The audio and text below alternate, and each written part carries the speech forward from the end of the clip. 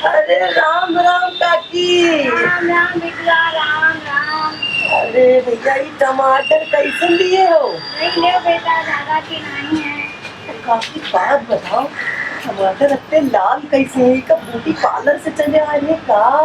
अरे कैसन मजाक करत हो बिटुआ, जब हम ही का बहू ब्यूटी पार्लर नहीं गए तो ये सब तो टमाटर कहाँ से चले जाइए? सीधा किसान के खेत से लेके आवत है। छोले बड़े तो बस 30 का 40। अच्छा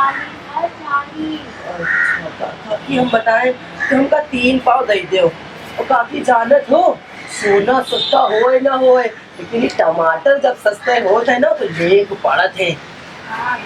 तो काकी ये लंबी वाली लहुआ कैसे दिए हो?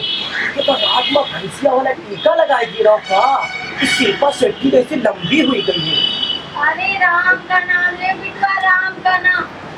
तो माता के खाद का प्रसाद है, नीमा कौनो औषधि जाति नहीं है। अरे नहीं लो बेटा, पेट के लिए बहुत ही सुखद है। काकी तो काकी टमाटर लेके धरे हो यहाँ पर? अरे बेटा ले लियो, पहले से इसके रखे रहे। तो पूरे 3 पाव है ना? हाँ बिटवा, पूरे 3 पाव है। चलो ठीक है। अरे पैसा हमें लहुआ तो लाओ। तो काकी हम चल रहे ना, राम राम। राम राम।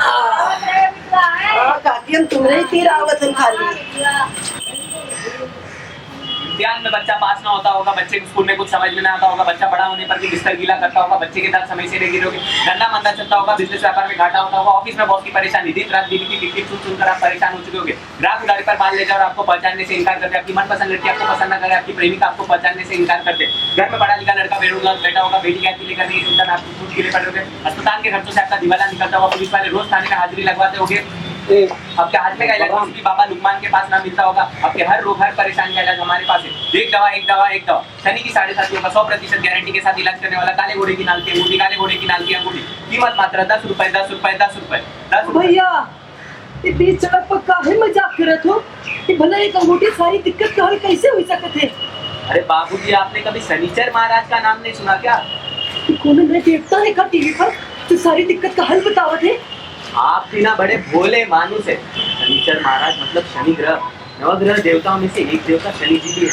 आपने शनि की 7.5 सुनी होगी, शनि की भैया सुनी होगी। अरे जिस पर इनकी टेढ़ी नजर पड़ी, समझो भैया वो तो गया काम से।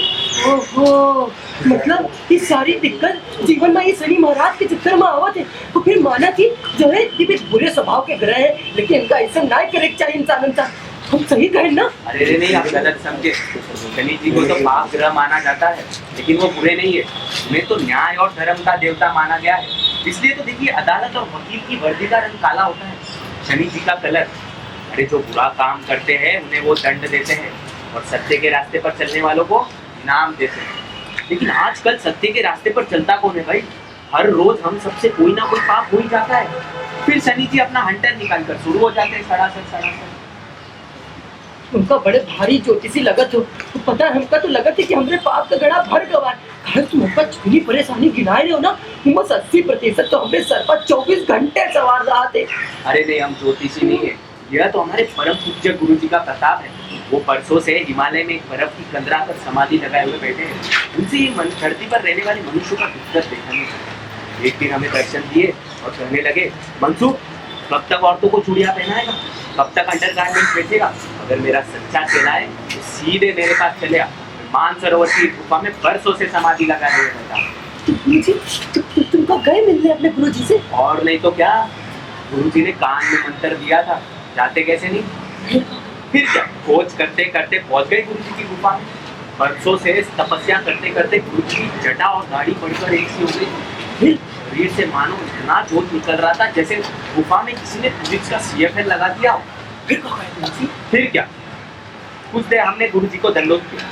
कुछ देर तपस्या करने के बाद गुरुजी उठे और हमें देखकर मुस्कुराए, और हम हमारी और बिट्टो और लज्जो की खुशहाल पूछी, और हमें कुछ रेवड़ी और खाजा वगैरह खाने दिए। और फिर कहने लगे, मनसुख कब तक पैसों के पीछे भागेगा, अब कुछ सेवा भी कर ले, परमात्मा का करज कर। पहुंचे हुए लगा थे उनका तुम्हारे गुरुजी। वो तो है, आप भी बड़े धर्मात्मा पुरुष लगते हो। धर्म कर्म में आपकी भी बड़ी श्रद्धा है।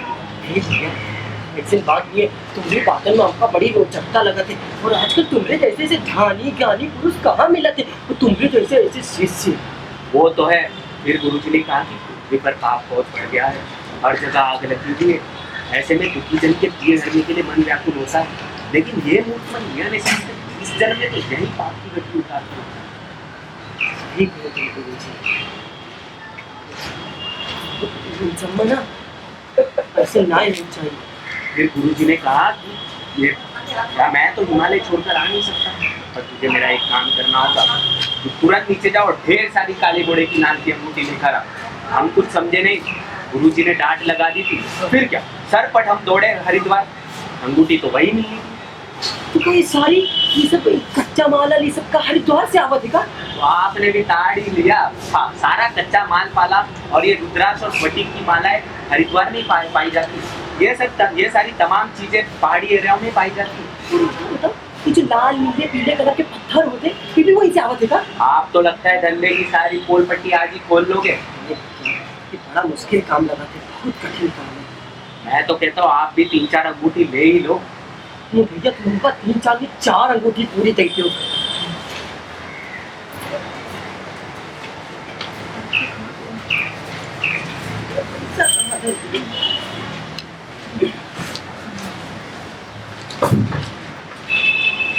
₹40 ना गुरुजी?